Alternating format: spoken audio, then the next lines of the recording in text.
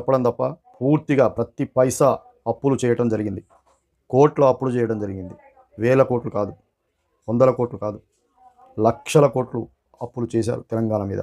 మనిషికి 2 లక్షల అప్పు, అది ఒకవేళ పంచితే ఉంటుంది. 2 లక్షల అప్పు మనం కట్టాల్సి ఉంటుంది. ఇలాంటి పరిస్థితి, దారుణమైన పరిస్థితికి ఈ రాష్ట్రాన్ని దిగదార్చారు గత బీఆర్ఎస్ ప్రభుత్వానికి సంబంధించి. మరి అనుభవం ఉన్నదని ఓట్లేశారా? అనుభవజ్ఞుడని అనుకున్నామా?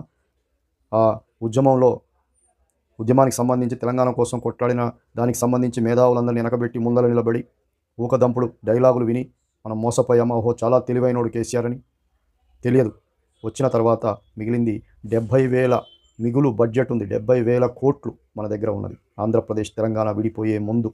ఇప్పుడు ఎంత ఉంది?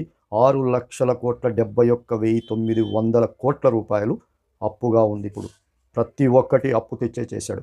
ఒక్కటి మనం అనుకుందాం,